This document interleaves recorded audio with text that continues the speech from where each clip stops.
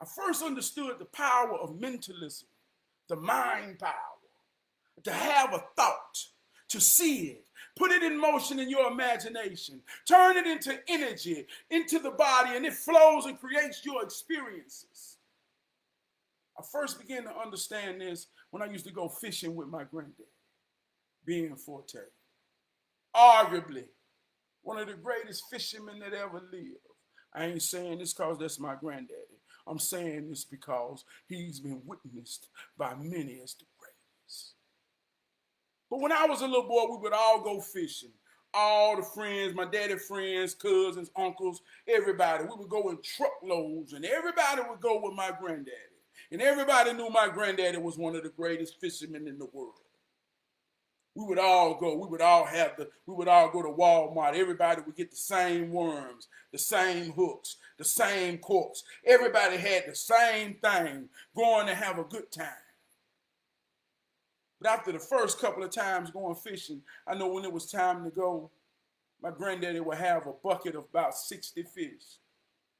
Between everybody that went, we would have 10. So I began to say, darn, how granddaddy keep catching all these fish and can't nobody catch none? So I began to look at granddaddy and study granddaddy. And I asked him one day, I said, granddaddy, how you catch all the fish? He said, Buck, I'm going to tell you.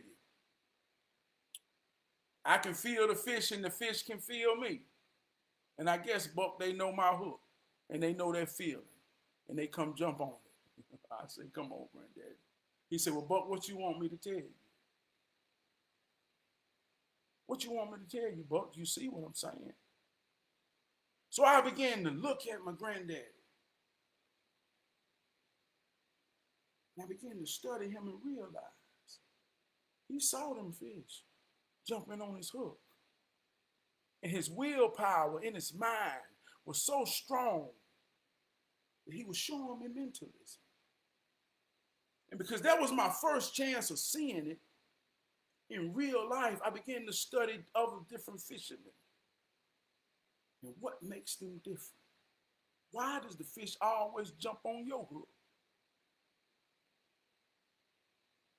And there's something in a true fisherman, man.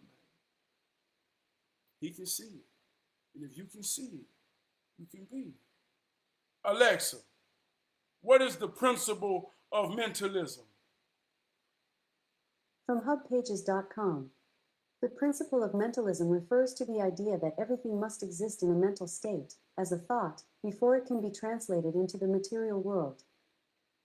The power of your thoughts. What are you thinking?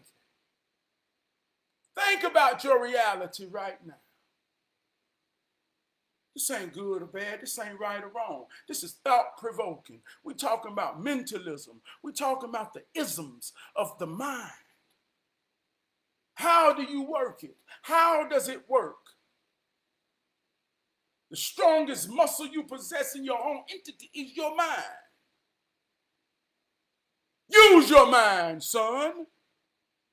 That's what the elders always told me. So if you use your mind and you put the ism behind it, this is the power. This is the mind power. Everything exists in the mind before it manifests into the material world. Look around. If you're in a home right now, look around. It started in the mind of a designer. It started in the mind of an entrepreneur, investor.